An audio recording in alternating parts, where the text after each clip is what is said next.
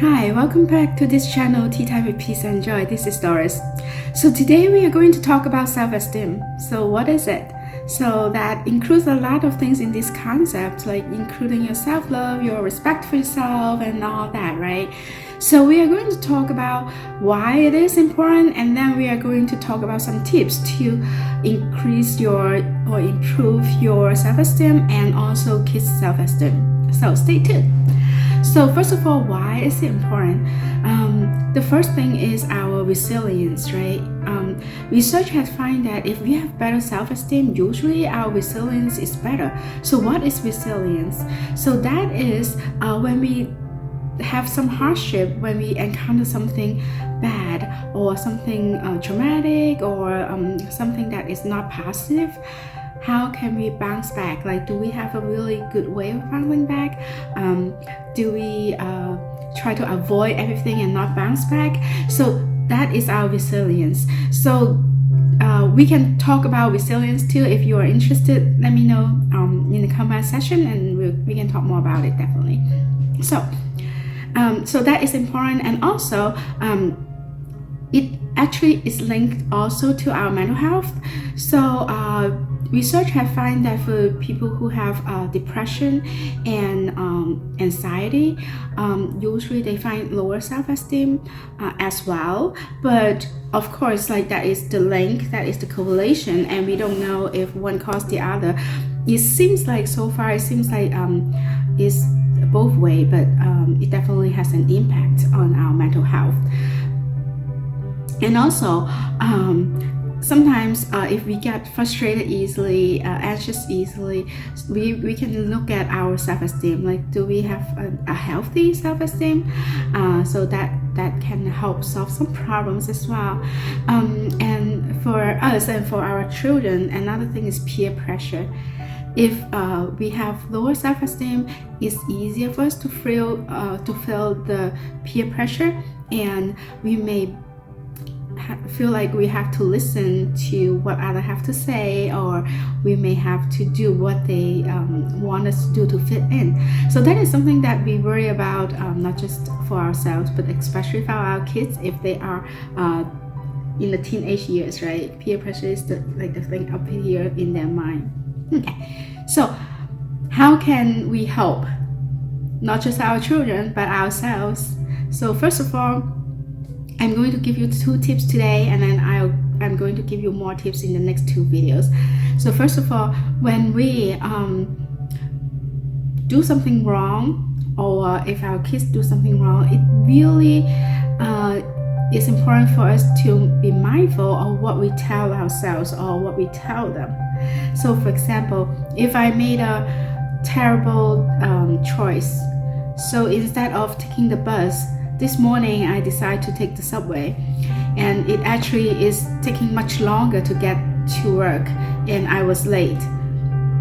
What do I tell myself? If I tell myself that, oh, you're so stupid, you're always so stupid, that is like a really general statement, which is impacting my whole self, right? Because, oh, that is terrible, I'm so stupid. Or if we are talking to our kids, the same thing. If they made a wrong choice, and if we say that, you're so stupid, how can you make this kind of choices? Then stick in their mind will be like, yeah, I am stupid. So that is not a good thing. Instead, if we tell ourselves that, oh, that was not a good choice at all, so next time, remember, learn from this and don't do that again. So that is a very different self-talk, right? So instead of being really negative to ourselves, sometimes we do have that, like the negative self-talk, especially if we grow up in an environment that we always get talked to, put down, or attacking your being instead of your decision or your behavior. That is a big impact on us, and sometimes we may develop a habit of negative self-talk, and that is definitely not healthy, and it's not good for ourselves. So help yourself, help your kids, try to say or think things through a little bit differently. And the second tip, again, is very similar, is to praise smarts. So when you are praising yourself or praising your kids, it's not like, oh, if I want to improve my self-esteem, I just constantly say good things to myself, like positive talks, and that is all good, right? No, because even when we praise ourselves or our kids, we have to be really specific. If you are being too general or you are praising the things that then it may not work as well. So for example, if we say it in a way that is really general, it's not really going to help. So for example, if you tell yourself that, wow, I'm amazing, okay, good, but that is not a bad thing to be sure, but it may not have a big impact.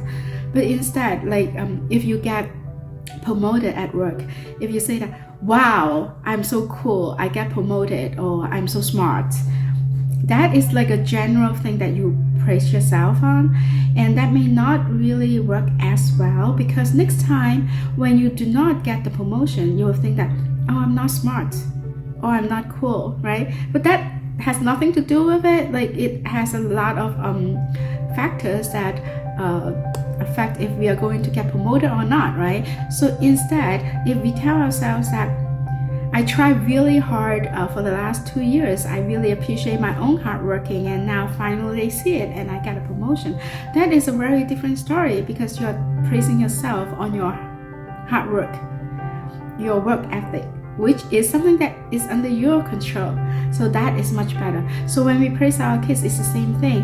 If they won a contest, if you just say that, wow, you're so cool, you won this contest, or I told you you are amazing, then next time when they don't win it, they may feel like, oh, I'm not cool, I'm not amazing, right? No, but instead tell them that, oh, I know that you have worked on your science project for so long, and now with your effort, finally you get this second place or first place.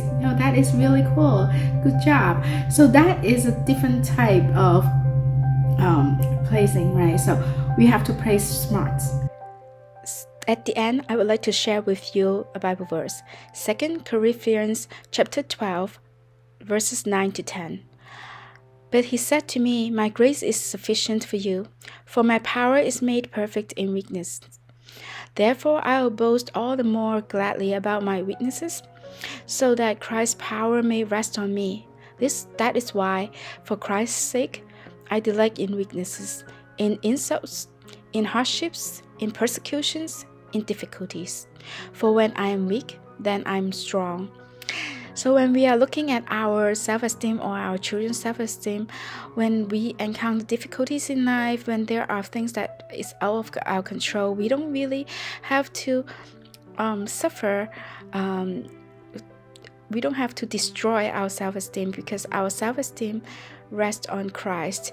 Whenever we are weak, He is strong. We can get our power from Him. This is it for today, but if you want to hear more, stay tuned, and if you like this video, give me a thumbs up, share with your friends you find it helpful, and click on the bell so that you will get the notification for our next upload. I'll see you next time. Bye.